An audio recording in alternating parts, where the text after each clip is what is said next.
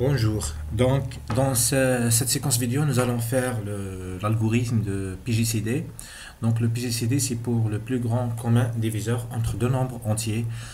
Ici, c'est A et B.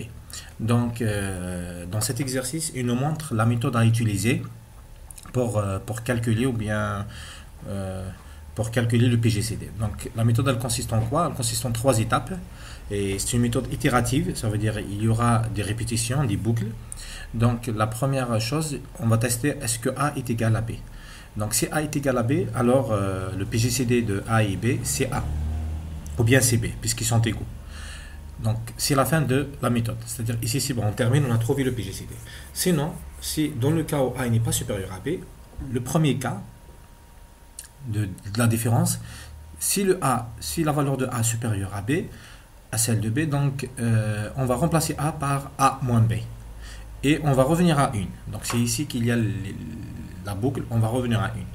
Sinon, si A est inférieur à B, alors on remplace B par B moins A et on refait 1. Donc voilà. Donc on va refaire le test, etc. Donc ici, c'est une méthode indiquée dans l'exercice qui vous aide à faire l'exercice.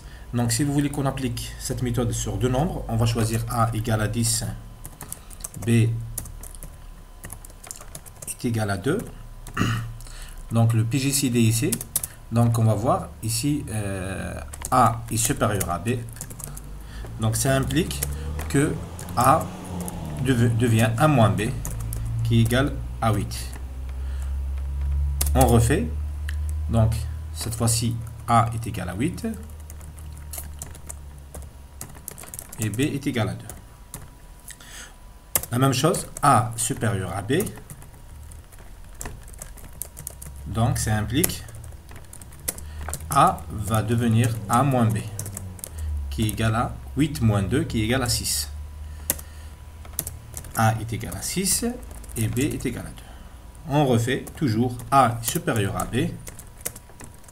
Ça implique que A va devenir A moins B, qui est égal, on va le remplacer par A moins B, 6 moins 2, c'est égal à 4. Donc A égale à 4 et B égale à 2. Donc A toujours supérieur à B. Donc on va remplacer A par la valeur 1 moins B. A moins B qui est égal à 4 moins 2 qui est égal à 2. Donc ici A est égal à 2 et B est égal à 2. Dans ce cas, on va s'arrêter. On est dans le premier cas. Donc le PGCD entre les premières valeurs de A et B, c'est 10 et 2. Est égal à 2.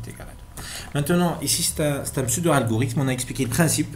Donc, il faut faire attention. Ici, on remplace A par B moins A, par A moins B, ou bien B par B moins A. Ça dépend le cas. Est-ce que c'est A supérieur, ou bien B est supérieur, ou bien A est inférieur à B. Donc, pour ne pas perdre les valeurs, c'est bien au début, on va remplacer A et B, on va remplacer A par X et Y. On va remplacer B par Y. On va faire deux variables supplémentaires. On n'utilise plus maintenant A et B. On va utiliser X et Y. Donc c'est quoi l'avantage? L'avantage ici, c'est qu'on ne va pas perdre les valeurs de A et B. On ne va pas perdre. On veut les garder les mêmes valeurs de A et B. Donc, comme nous avons l'habitude de le faire, donc les variables d'entrée, les variables sorties de l'algorithme. Pour les variables d'entrée, c'est clair, c'est A et B, c'est la valeur de A et de B, pour lesquelles on veut les savoir quel est le PGCD, quel est le plus grand commun diviseur. Et ici, c'est la sortie, c'est quoi? C'est le PGCD. Donc, on ne va pas faire c'est une variable, mais l'une des valeurs. Donc ici, c'est le PGCD. Voilà. Donc ça c'est les variables d'entrée et variables sortie. Donc on va faire l'algorithme sur place. Donc ici, pardon. Voilà. Je vais mettre ça en premier plan. Voilà. Donc algorithme. Donc exo PGCD, si vous voulez. Donc les variables. Nous avons A et B, c'est des variables d'entrée, c'est des variables d'entrée, pardon, c'est des entiers. Et nous avons PGCD, c'est un entier aussi. Donc ici on a algorithme, pardon, c'est pas obligatoire de virgule.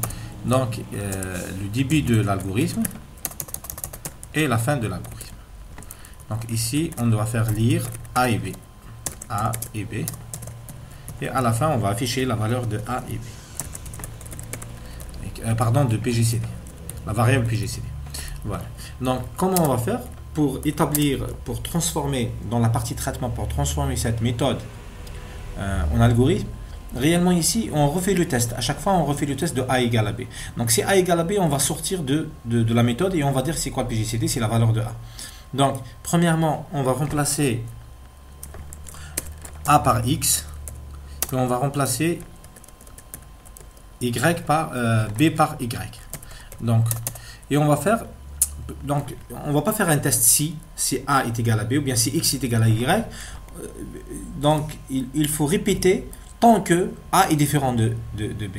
Tant que ici, puisque X remplace A et Y remplace B, on doit répéter tant que X est différent, X est différent de Y. Donc quand est-ce qu'on va s'arrêter? Lorsque X est égal à Y. Donc si la valeur de A est égale à B, ça veut dire X égale à Y, ça veut dire qu'il ne va pas entrer dans la boucle tant que. Si A est différent de B, donc X est différent de Y, donc il va entrer dans la boucle. Qu'est-ce qu'on va faire? On va faire un test. Si X est supérieur à Y, alors X va devenir, on va le remplacer par la valeur de X moins la valeur de Y. Sinon, Y, elle sera remplacée par Y moins X. Donc ici, on va dire il y a un problème ici. On va dire qu'il y a un problème ici. Donc sinon de X supérieur à Y, c'est X inférieur ou Y. Inférieur ou égal à Y. Donc l'inverse de X supérieur à Y, c'est inférieur ou égal à Y. X inférieur ou égal. Mais nous avons dit que X est différent de Y. Donc ce qui reste ici, obligatoirement, X est inférieur strictement à Y. Donc, c'est pas la peine de faire un autre si à l'intérieur. Donc, ici, cette condition n'est pas obligatoire. Pourquoi n'est pas obligatoire cette condition? Tout simplement, on est à l'intérieur de la condition X différent de Y. Donc ici, le bloc si, ce bloc-là, cette instruction avec fin si ne sont pas obligatoires. Donc le sinon ici, de X supérieur à Y, c'est X inférieur ou égal à Y. Et puisque nous sommes dans X différent de Y, donc strictement, il est inférieur à Y. Donc c'est par logique. Donc c'est pas la peine, c'est pas obligatoire de mettre ça. Si on le met, c'est correct. Si on ne le met pas, c'est correct. Donc ça sera mieux de ne pas le mettre pour gagner de l'espace en algorithme. Donc lorsqu'on va sortir de cette boucle, on va sortir avec la valeur de X qui est égale à la valeur de Y. Dans ce cas-là, le PGCD reçoit soit X, soit Y, ça ne dérange pas, puisque X est égal à Y. Donc voilà l'algorithme qui permet de résoudre, de chercher le PGCD ou bien de calculer le PGCD de valeurs A et B. Maintenant, on va tester ça avec un programme Pascal.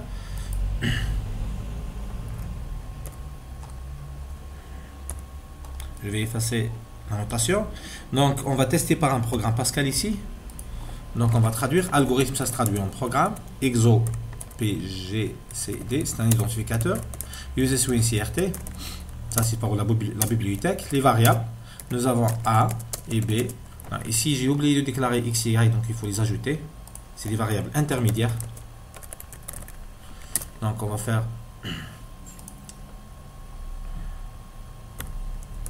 X et Y. Donc A et B, on va les mettre sur la même ligne. X et Y, c'est des entiers. Et PGCD, c'est un entier aussi. On peut les mettre sur la même ligne. Le début du programme, begin. Et la fin du programme, c'est end. On va commencer par les entrées. Ensuite, la partie traitement. Ensuite, les sorties. Donc les entrées ici, c'est A et B. Read A et B. Donc on va accompagner cette lecture par un message, write, donner deux valeurs entières. Voilà. Donc donner deux valeurs entières. Donc A et B. La partie traitement commence par l'affectation. X reçoit A les deux affectations x reçoit A, y reçoit B, et la boucle while x différent de y do. Donc, puisqu'il y a un if, un c et un sinon et un fin si, donc c'est pas obligatoire de mettre begin end. Donc ça devient if x supérieur à y then, logiquement x reçoit x moins y, else y reçoit y moins x. Donc c'est pas la peine de mettre point virgule, enfin il faut pas mettre point virgule avant le else. Donc lorsqu'on va sortir, PGCD reçoit x ou bien reçoit y. Donc ça là c'est la partie de traitement. Donc cette partie là, ça permet de calculer ou bien de chercher la valeur PGCD. Et une fois qu'on termine, on va faire l'affichage write PGCD. Donc pour avoir un affichage plus adéquat, on va rajouter une petite chaîne de caractères. On va faire comme ça, PGCD de A et B, ça sera égal à PGCD, la valeur de PGCD. Vous allez voir comment ça va s'afficher. Donc je vais enregistrer le programme. Tout d'abord je vais enregistrer. Voilà. J'exécute. Voilà. Donner deux valeurs entières. On va donner 10 et 2. On va avoir le PGCD de A et B. On va donner une autre valeur. 5 et 3. Donc le PGCD entre A et B cette fois-ci c'est 1. Donc ici si vous voulez, il affiche A et B. Je vais qu'il remplace A par sa valeur et B par sa valeur. Donc on va ajouter ça. On ferme un champ de caractère. On fait virgule, virgule. On ajoute une chaîne de caractère pour le virgule qui est entre les deux. Ensuite B. Voilà. Donc ici, si vous voulez, PGCD, on va faire comme ça. Voilà. Donc ici, le paramètre, donc write, comment ça va devenir? Chaîne de caractère PGCD avec parenthèse ouvrante, virgule, la fin de chaîne de caractère, virgule, la valeur de A, virgule, une autre chaîne de caractère qui contient virgule, virgule, ici pour séparer la chaîne de caractère, la valeur de B, ensuite cette chaîne de caractère. Vous allez voir comment ça s'affiche. J'enregistre tout d'abord, j'exécute. Donc 10 et 5, le PGCD entre 10 et 5, c'est 5. Voilà. Voilà. On donne 15 et si vous voulez 12, le PGCD entre 15 et 12 égale à 3. Donc il affiche le PGCD. Si vous voulez, voilà, donc ici, j'espère bien que c'est clair. Donc c'est l'algorithme qui permet de rechercher le PGCD entre X et Y et le programme Pascal correspondant. Donc j'espère bien que vous avez compris. Si vous avez des questions, bien des remarques, vous n'hésitez pas à les mettre dans les commentaires. La prochaine séquence vidéo, on va faire le PPCM, le plus petit commun multiplicateur. Et ici, c'est le PGCD, c'est le plus grand commun diviseur. Merci bien et bon courage.